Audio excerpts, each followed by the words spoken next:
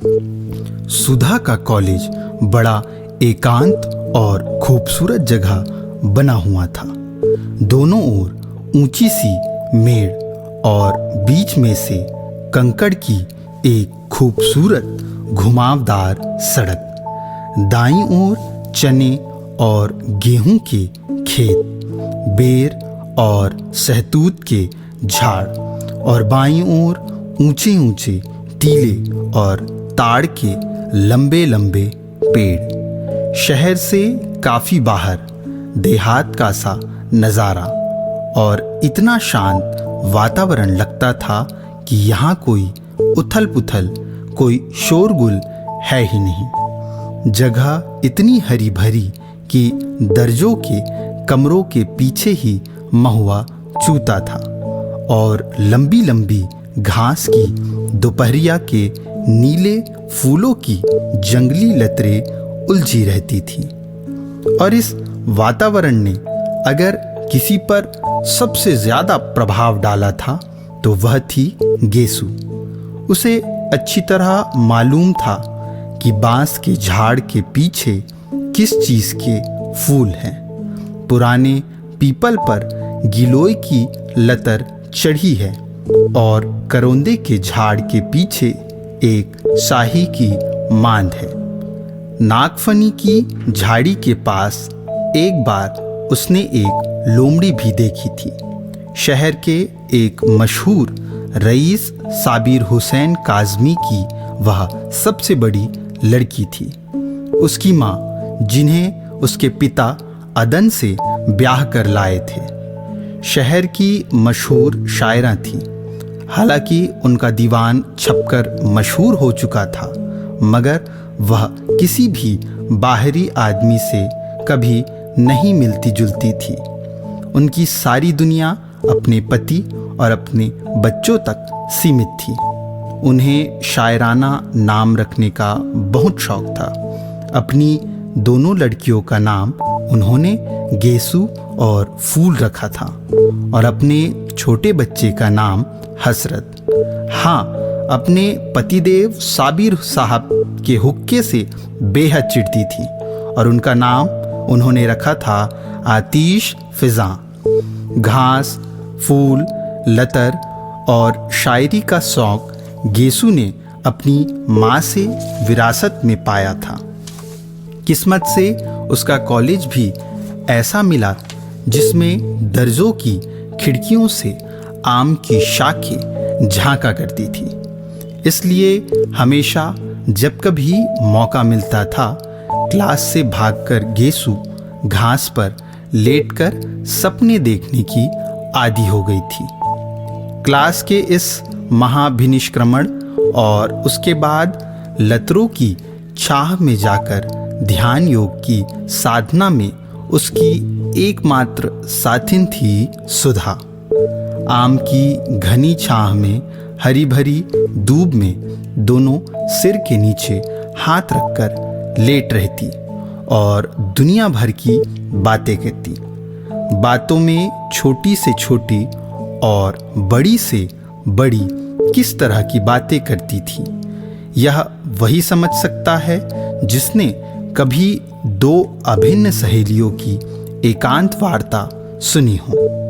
गालिब की शायरी से लेकर उसके छोटे भाई हसरत ने एक कुत्ता पाला है, यह गेसु सुनाया करती थी। और शरद के उपन्यासों से लेकर यह कि उसकी मालिन ने गिलीट का कड़ा बनवाया है, यह सुधा बताया करती थी।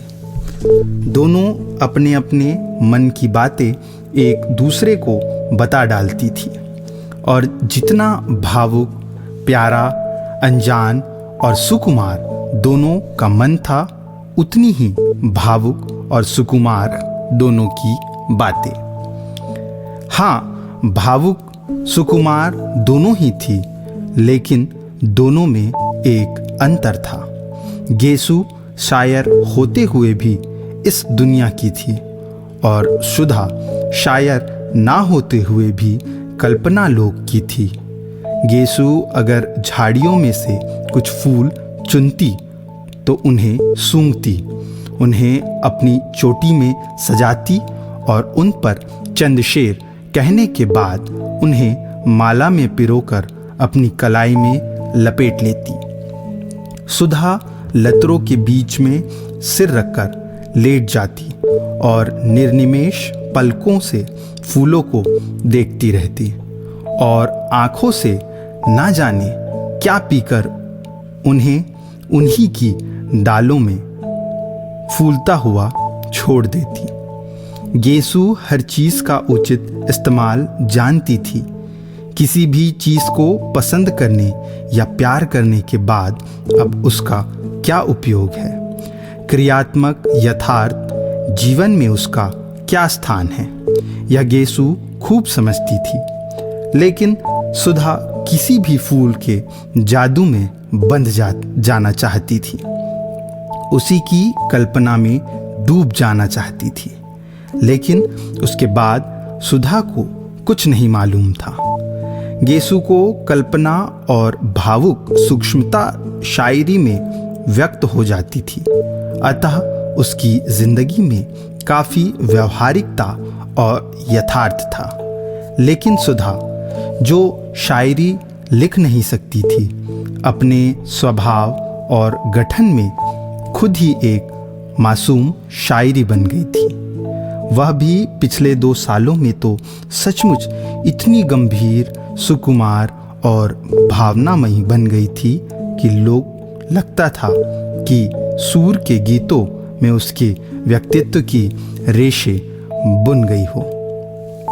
लड़कियां गेसु और सुधा के इस स्वभाव और उनकी अभिन्नता से वाकिफ थीं और इसलिए जब आज सुधा की मोटर आकर साइबान में रुकी और उसमें से सुधा और गेसु हाथ में फाइल लिए उतरी तो कामिनी ने हंसकर प्रभा से कहा, लो चंदा सूरज की जोड़ी आ गई। सुधा ने सुन लिया, मुस्कुराकर गेसु की ओर फिर कामिनी और प्रभा की ओर देखकर हंस दी। सुधा कम बोलती थी, लेकिन उसकी हंसी ने उसे खुशमिजाज साबित कर रखा था और वह सभी की प्यारी थी। प्रभा ने आकर सुधा के गालों में बाह डालकर कहा, गेसु बानो, थोड़ी देर के लिए सुधा रानी को हमें दे दो, जरा कल के नोट्स उतारने हैं, इनसे पूछकर। गेसु ने हंसकर बोला, उसके पापा से तय कर लें, फिर तू जिंदगी भर सुधा को पाल पोस, मुझे क्या करना है। जब सुधा प्रभा के साथ चली गई तो गेसु ने कामिनी के कंधे पर हाथ रखकर और कहा, कम्मो रानी, अब तो तुम ही हमारे हिस्से में पड़ी, आओ चलो देखे लतर में कुंदरू है। कुंदरू तो नहीं, अब चने के खेत हरिया आए हैं, कम्मो बोली। गृह विज्ञान का पीरियड था और मिस उमालकर पढ़ा रही थी। बीच की कतार की एक बेंच पर कामिनी, प्रभा, गेसु और सुधा बैठी थी। हिस्सा बांट अभी तक कायम था, अतः कामिनी के बगल में गेसु, गेसु के बगल में प्रभा और प्रभा के बाद के बेंच के कोने पर सुधा बैठी थी। मिस उमालकर रोगियों के खान पान के बारे में समझा रही थी। मेज के बगल में खड़ी हुई, हाथ में एक किताब लिए हुए उसी पर निगाह लगाए वह बोलती जा रही थी। शायद अंग्रेजी की किताब में कुछ लिखा हुआ था, उसी का हिंदी में उल्था करते हुए बोलती जा रही थी। आलू एक नुकसानदेह तरकारी है। रोग की हालत में वह खुराक होता है, गर्म होता है और हजम मुश्किल से होता है। सहसा गेसु ने एकदम बीच में से पूछा, गुरुजी, गांधी जी आलू खाते हैं या नहीं? सभी हंस पड़े। मिस उमालकर ने बहुत गुस्से में गेसु की ओर देखा और डांट कर कहा, why talk of Gandhi? I want no politics discussion in class. Gandhi से क्या मतलब? मैं दर्जे में राजनीति बहस नहीं चाहती। इस पर तो सभी लड़कियों की दबी हुई हंसी फूट पड़ी। मिस उमालकर झल्ला गई और मेज पर किताब पटकते हुए बोली, साइलेंस। सब चुप हो गए। उन्होंने फिर पढ़ाना शुरू किया। जिगर के रोगियों के लिए हरी तरकारियां बहुत फायदेमंद होती हैं। लौकी, पालक और हर किस्म के हरे साग तंदुरुस्ती के लिए बहुत फायदेमंद होते हैं। सहसा प्रभा ने कोहनी मारकर घेसू से कहा, ले फिर क्या है, निकाल चने का हरा साग, खा खाकर मोटे हो मिस उमालकर के घंटे में। घेसू ने अपने कुर्ते की जेब में से बहुत सा साग निकालकर कामिनी और प्रभा को दे दिया। मिस उमालकर अब शक्कर के हानि लाभ बता रही थी। लंबे रोग के बाद रोगी को शक्कर कम देनी चाहिए। दूध या साबूदाने में ताड़ की मिश्री मिला सकते हैं। दूध तो ग्लूकोज के साथ बहुत स्वादिष्ट लगता है। इतने में जब सुधा के पास साग पहुंचा कि फौरन मिस उमालकर ने देख लिया। वह समझ गई यह शरारत घेसू की होगी। मिस घेसू, बीमारी की हालत में दूध काहे के साथ लेना स्वादिष्ट लगता है? इतने में सुधा के मुंह से निकला, साग काहे के साथ खाएं? और घेसू ने कहा, नमक के साथ। नमक के साथ, मिस उमालकर ने कहा। बीमारी में दूध नमक के साथ अच्छा लगता है। खड़ी हो, कहाँ था ध्यान तुम्हारा? घेसू सन्न। मिस उमालकर का चेहरा मारे गुस्से के लाल हो रहा था। क्या बात कर रही थी तुम और सुधा? घेसू सन्न। अच्छा, तुम लोग क्लास के बाहर जाओ और आज हम तुम्हारे गार्जियन को खत भेजेंगे। चलो जाओ बाहर। सुधा ने कुछ मुस्कुराते हुए प्रभा की ओर देखा और प्रभा हंस दी। घेसू ने देखा कि मिस उमालकर का पारा और भी चढ़ने वाला है तो वह चुपचाप किताब उठाकर चल दी। सुधा भी पीछे पीछे चल दी।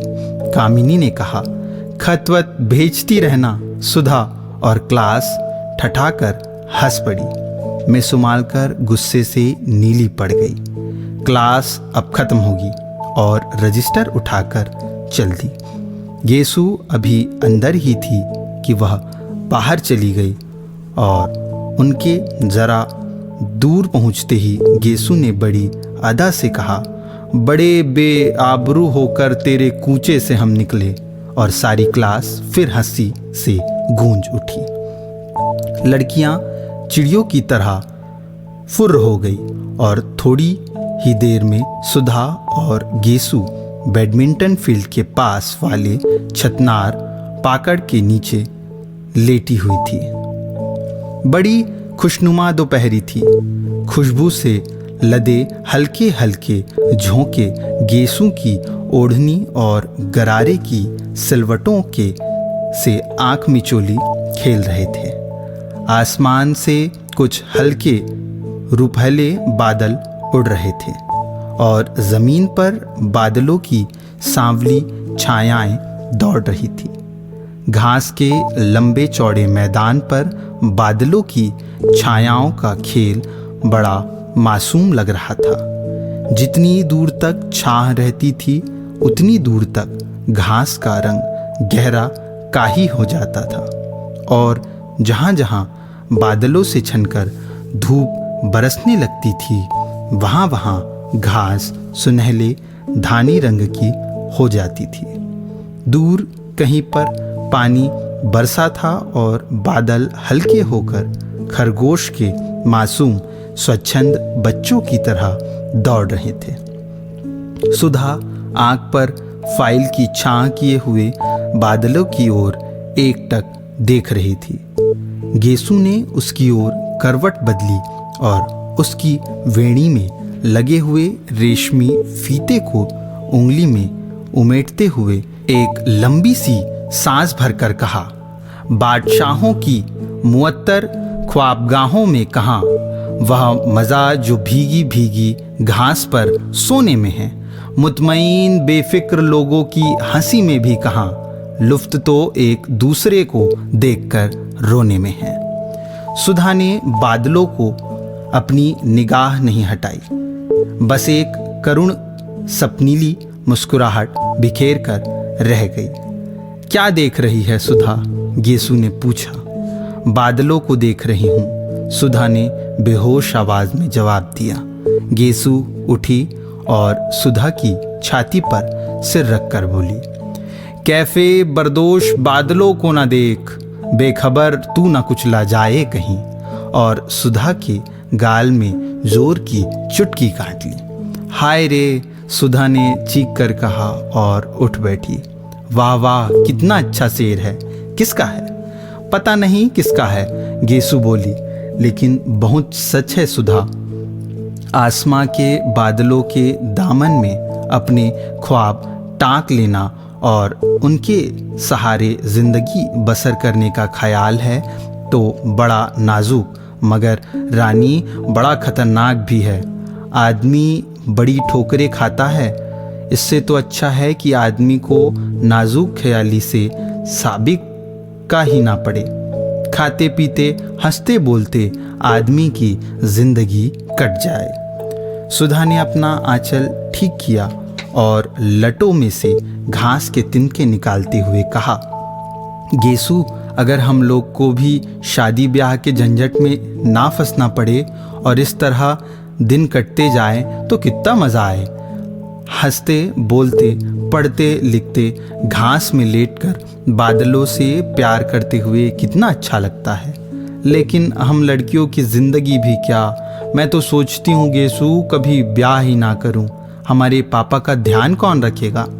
गेसु थोड़ी देर तक सुधा की आंखों में आंखें डालकर शरारत भरी निगाहों से देखती रही और मुस्कुराकर बोली, अरे अब ऐसी भोली नहीं हो रानी तुम, ये सबाब ये उठान और ब्याह नहीं करेंगी, जोगन बनेगी।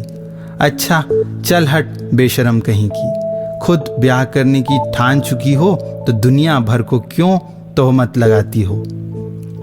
मैं तो ठान चुकी हूँ, मेरा क्या, फिक्र तो तुम लोगों की है कि ब्याह नहीं होता तो लौटकर बादल देखती है। गेसु ने मचलते हुए कहा।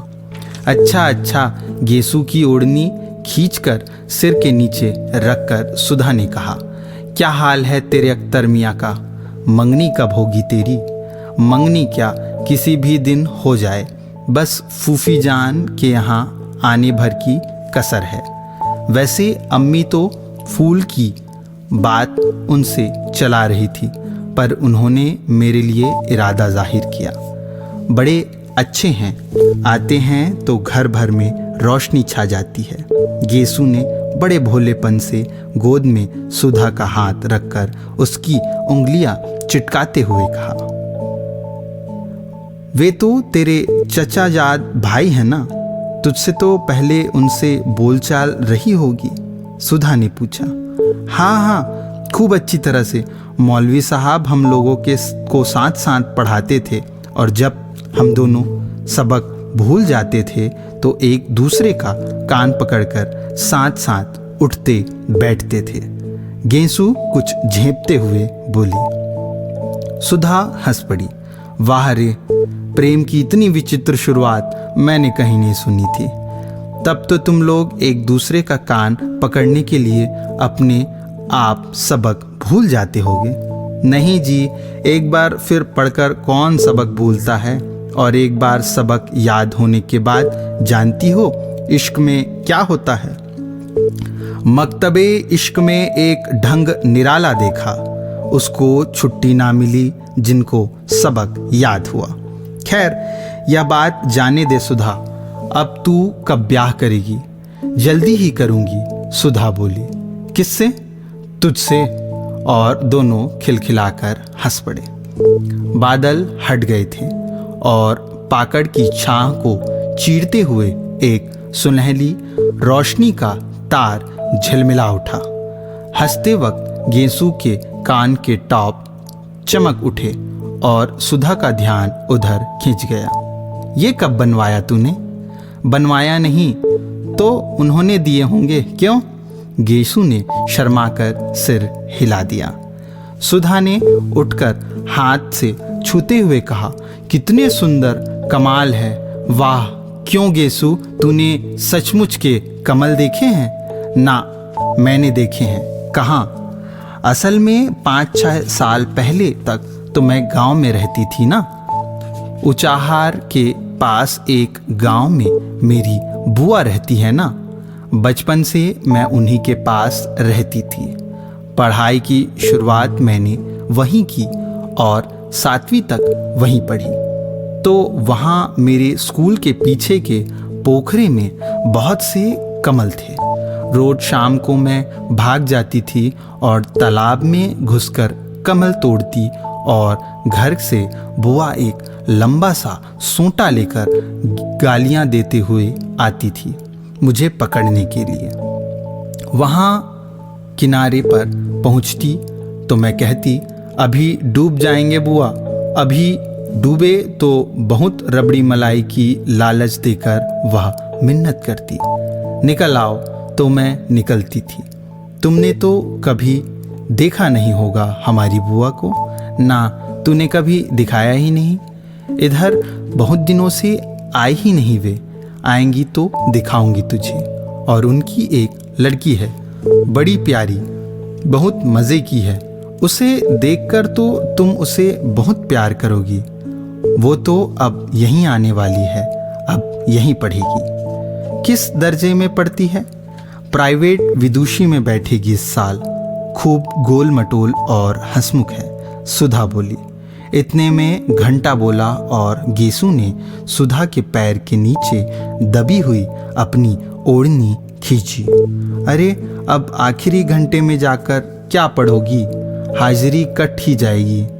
अब बैठो यहाँ, बातचीत करें, आराम करें, सुधा ने अलसाए स्वर में कहा और खड़ी होकर एक मदमदाती हुई अंगड़ाई ली। गेसु ने हाथ पकड़कर उसे बिठा लिया और बड़ी गंभीरता से कहा, देखो, ऐसी अरसौही अंगड़ाई ना लिया करो।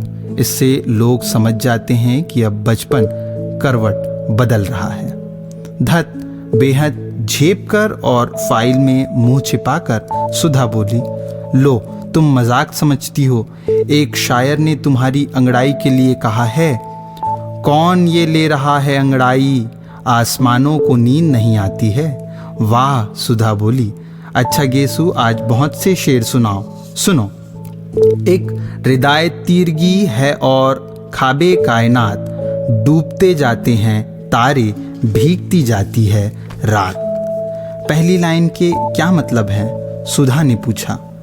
हृदय तीरगी के माने हैं अंधेरे की चादर और खाबे कायनात के माने हैं जिंदगी का सपना।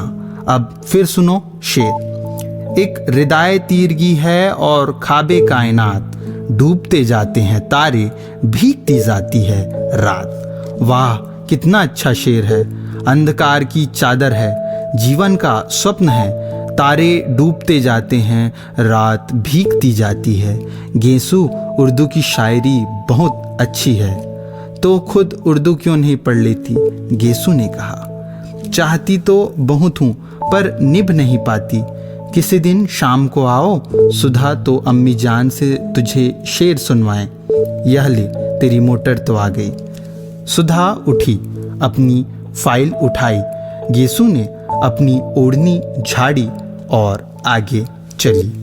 पास आकर उछलकर उसने प्रिंसिपल का रूम देखा। वह खाली था। उसने दाई को खबर दी और मोटर पर बैठ गई। गेसु बाहर खड़ी थी। चल तू भी ना। नहीं, मैं गाड़ी पर चली जाऊंगी। अरे चलो, गाड़ी 4:30 बजे जाएगी, अभी घंटा भर है। घर पर चाय पिएंगे, फिर मोटर पहुंचा देगी। जब तक पापा नहीं हैं तब तक जितना चाहे कार घिसो।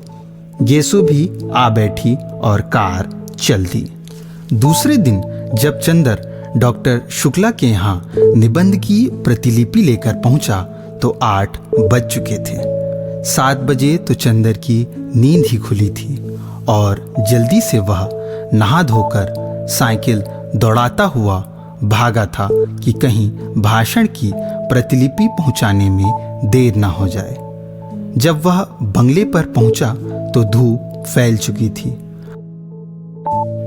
अब धूप भली नहीं मालूम देती थी। धूप की तेजी बर्दाश्त के बाहर होने लगी थी, लेकिन सुधा नील कांटे के ऊंचे ऊंचे झाड़ों की छाह में एक छोटी सी कुर्सी डाले बैठी थी।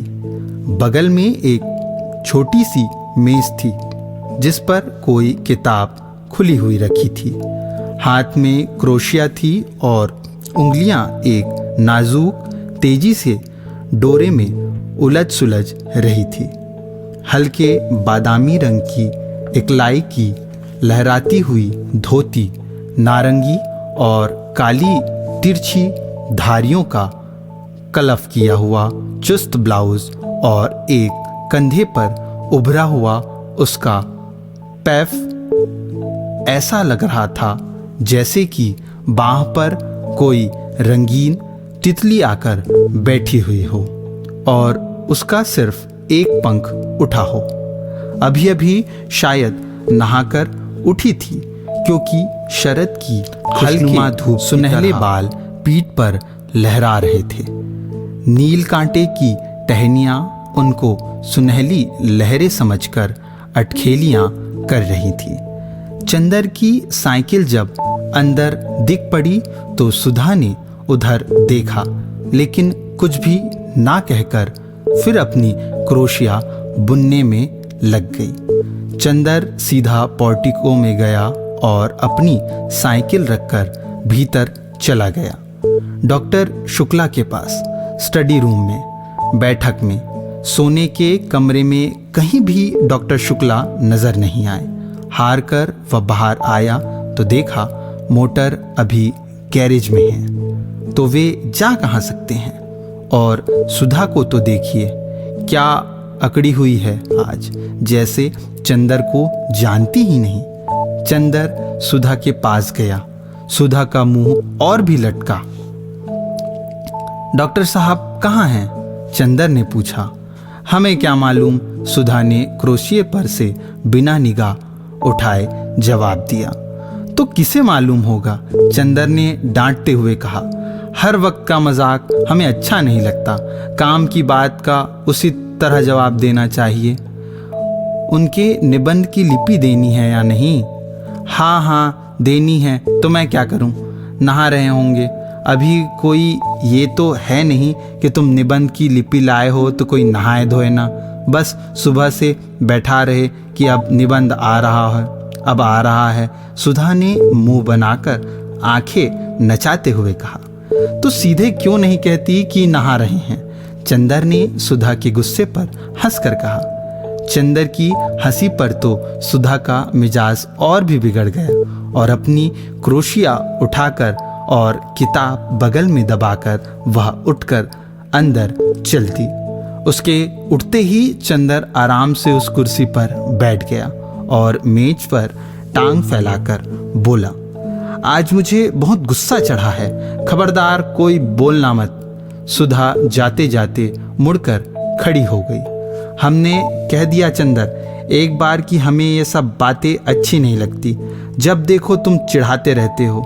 सुधा ने गुस्से से कहा। नहीं चिढ़ाएंगे, नहीं तो पूजा करेंगे। तुम अपने मौके पर छोड़ देती हो, चंदर ने उसी लापरवाही से कहा। सुधा गई नहीं, वहीं घास पर बैठ गई और किताब खोलकर पढ़ने लगी।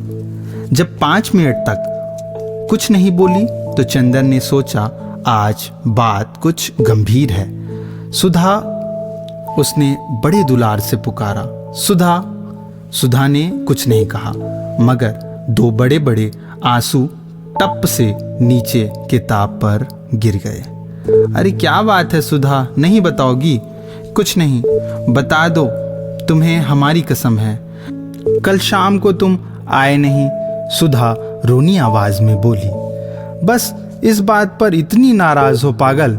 हाँ, इस बात पर इतनी नाराज हूं। तुम आओ चाहे 1000 बार ना आओ, इस पर हम क्यों नाराज होंगे? बड़े कहीं के आए, नहीं आएंगे तो जैसे हमारा घर बार नहीं है। अपने को जाने क्या समझ लिया है, सुधा ने चिढ़कर जवाब दिया। अरे तो तुम ही तो कह रही थी भाई, चंदर ने हंसकर कहा। तो बात पूरी भी सुनो। शाम को गेसु का नौकर आया था। उसके छोटे भाई हसरत की सालगिरह थी। सुबह कुरान खानी होने वाली थी और उसकी माँ ने बुलाया था। तो गई क्यों नहीं? गई क्यों नहीं? किससे पूछ कर जाती? आप तो इस वक्त आ रहे हैं जब सब खत्म हो गया, सुधा बोली। तो पापा से पूछ के चली जाती, चंदर ने समझा कर कहा। और फिर गेसु के यहाँ से तो अक्सर जाती हो तुम। तो आज तो डांस भी करने के लिए कहा था उसने, फिर बाद में तुम कहते सुधा तुम्हें ये नहीं करना चाहिए, वो नहीं करना चाहिए, लड़कियों को ऐसे रहना चाहिए, वैसे रहना चाहिए, और बैठ के उपदेश पिलाते और नाराज होते। बिना तुमसे पूछे हम कहीं सिनेमा, पिकनिक, जलसों में गए हैं कभी? और फिर आंसू टपक पड़े। पागल कहीं की, इतनी सी बात पर रोना क्या? किसी के हाथ कुछ उपहार भेज दो और फिर किसी मौके पर चली जाना। हाँ, चली जाना। तुम्हें कहते क्या लगता है गेसु ने कितना बुरा माना होगा? सुधा ने बिगड़ते हुए कहा।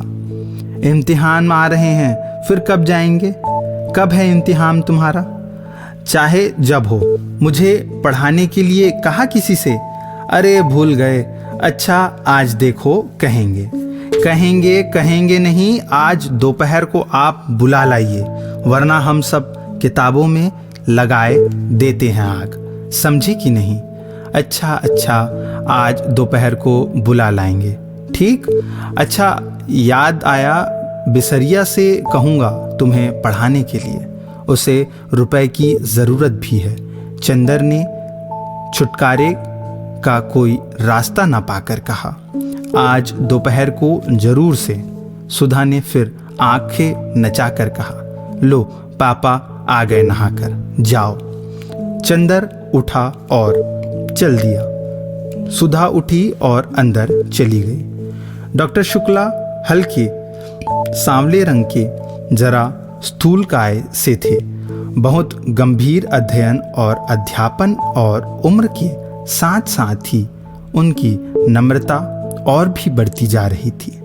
लेकिन वे लोगों से मिलते जुलते कम थे। व्यक्तिगत दोस्ती उनकी किसी से नहीं थी, लेकिन उत्तर भारत के प्रमुख विद्वानों के होने के नाते कॉन्फ्रेंसों में, मौखिक परीक्षाओं में, सरकारी कमेटियों में वे बराबर बुलाए जाते थे और इसमें प्रमुख दिलचस्पी से हिस्सा लेते थे। ऐसी जगहों में चंदर अक्सर उनका प्रमुख सहायक रहता था और इसी के नाते चंदर भी प्रांत के बड़े बड़े लोगों से परिचित हो गया था। जब वह एमए पास हुआ था तब से फाइनेंस विभाग में उसे कई बार ऊंचे ऊंचे पदों का ऑफर आ चुका था, लेकिन डॉक्टर शुक्ला इसके खिलाफ थे। वे चाहते थे कि पहले वह रिसर्च पूरी कर ले, संभव हो तो विदेश हो आए, जब चाहे कुछ काम करे। अपने व्यक्तिगत जीवन में डॉक्टर शुक्ला अंतर विरोधों के व्यक्ति थे। पार्टियों में मुसलमानों और ईसाइयों के साथ खाने में उन्हें कोई ऐतराज नहीं था, लेकिन कच्चा खाना वे चौके में आसन पर बैठकर रेशमी धोती पहनकर खाते थे। सरकार को उन्होंने सलाह दी कि साधु और सन्यासियों को जबरदस्ती काम में लगाया जाए और मंदिरों की जायदादें जब्त कर ली जाएं, लेकिन सुबह घंटे भर तक पूजा जरूर करते थे। पूजा पाठ, खान पान, जात पात के पक्के हामी, लेकिन व्यक्तिगत जीवन में कभी यह नहीं जाना कि उनका कौन शिष्य ब्राह्मण है, कौन बनिया, कौन खत्री, कौन कायस्थ। नहाकर वे आ रहे थे और दुर्गा सप्तशी का कोई श्लोक गुनगुना रहे थे। कपूर को देखा तो रुक गए और बोले, हेलो, हो गया वह टाइप? जी हाँ, कहाँ कराया टाइप? मिस डिक्रूज के यहाँ। अच्छा, वह लड़की अच्छी है? अब तो बहुत बड़ी हुई होगी। अभी शादी नहीं हुई? मैंने तो सोचा वह मिले या ना मिले। नहीं, वह यही है, शादी हुई फिर तलाक हो गया। अरे, तो अकेली रहती है? नहीं, अपने भाई के साथ है, बर्टी के साथ। अच्छा, और बर्टी की पत्नी अच्छी तरह है? वह मर गई। राम राम, तो घर ही बदल गया होगा। पापा पूजा के लिए सब बिछा दिया है, सहसा सुधा बोली। अच्छा बेटी, अच्छा चंदर, मैं पूजा कर आऊं जल्दी से। तुम चाय पी चुके? जी हाँ। अच्छा, तो मेरी मेज पर एक चार्ट है, जरा इसको ठीक तो कर दो, तब तक मैं अभी आया। चंदर स्टडी रूम में गया और मेज पर बैठ गया। कोट उतारकर उसने खूंटी पर टांग दिया और नक्शा देखने लगा। पास में एक छोटी सी चीनी की प्याली में चाइना इंक रखी थी और मेज पर पानी। उसने 2 बूंद पानी डालकर चाइना इंक घिसनी शुरू की। इतने में सुधा कमरे में दाखिल। ए सुनो, उसने चारों ओर देखकर बड़े सशंकित स्वर में कहा और फिर झुककर चंदर के कान के पास मुंह लगाकर कहा, चावल की नान खटाई खाओगे? ये क्या बला है? चंदर ने इंक घिसते घिसते पूछा। बड़ी अच्छी चीज़ होती है, पापा को बहुत अच्छी लगती है। आज हमने सुबह अपने हाथ से बनाई थी।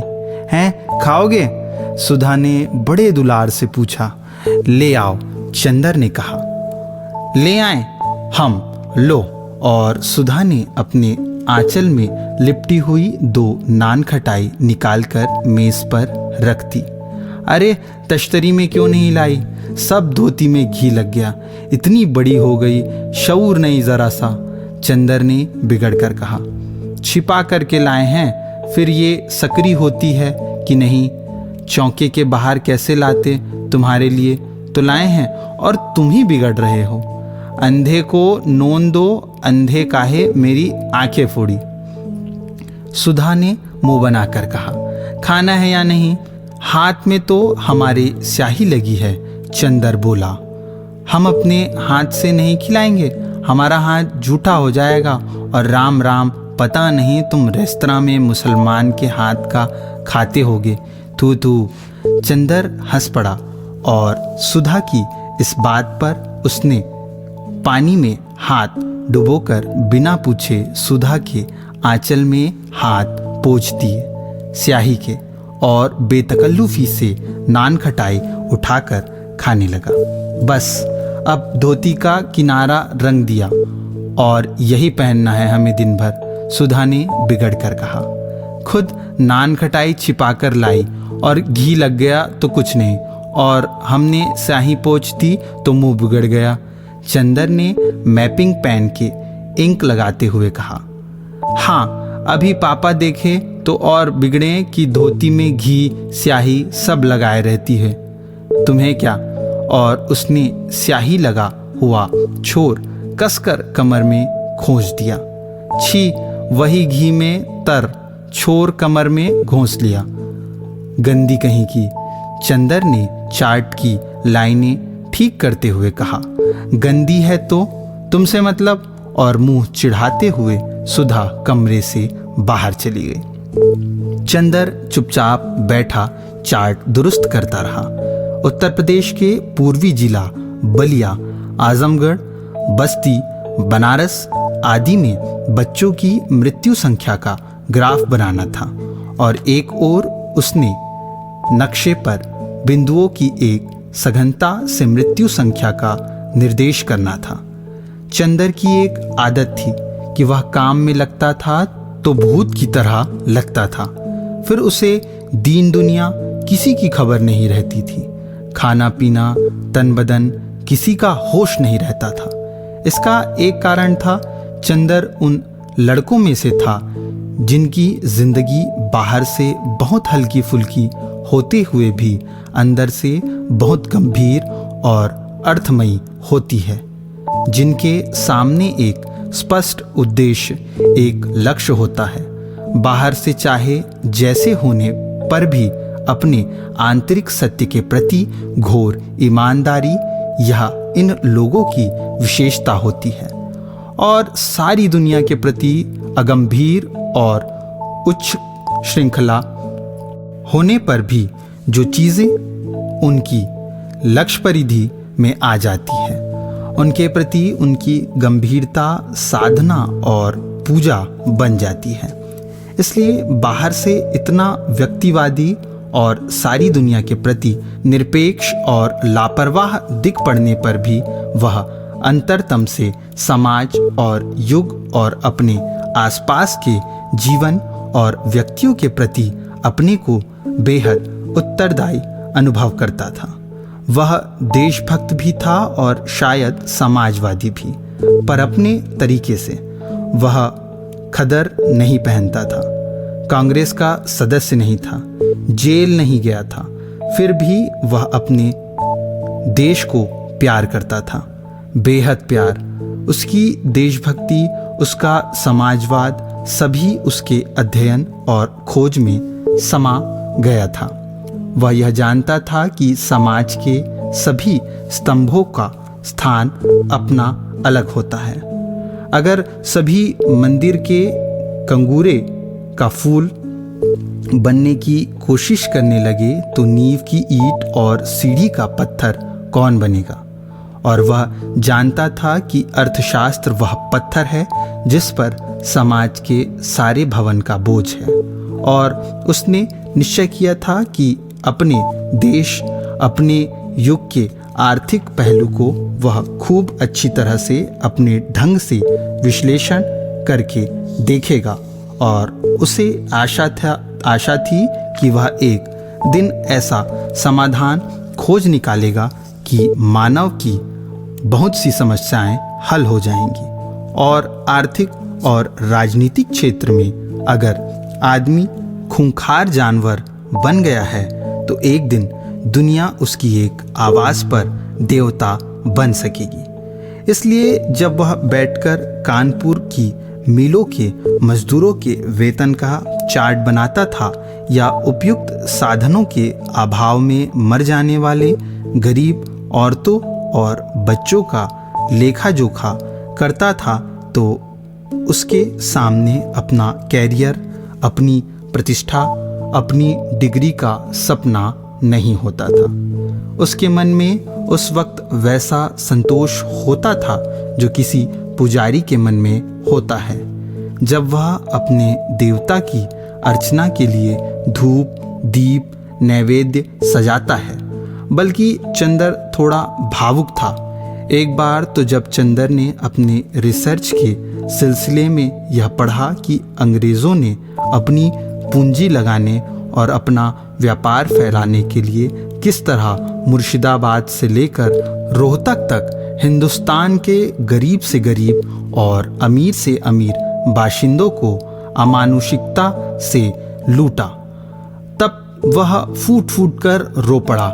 लेकिन इसके बावजूद उसने राजनीति में कभी डूबकर हिस्सा नहीं लिया, क्योंकि उसने देखा कि उसके जो भी मित्र राजनीति में गए वे थोड़े दिन बाद बहुत प्रसिद्धि और प्रतिष्ठा पा गए, मगर आदमियत खो बैठे।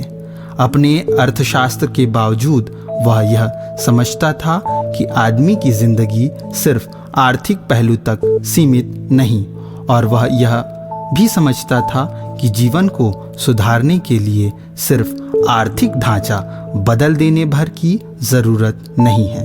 उसके लिए आदमी का सुधार करना होगा, व्यक्ति का सुधार करना होगा, वरना एक भरे पूरे और वैभवशाली समाज में भी आज के से अस्वस्थ और पार्श्विक वृत्तियों वाले व्यक्ति रहेंगे तो दुनिया ऐसी ही लगेगी जैसे एक खूबसूरत सजा सजाया महल जिसमें कीड़े और राक्षस रहते हों।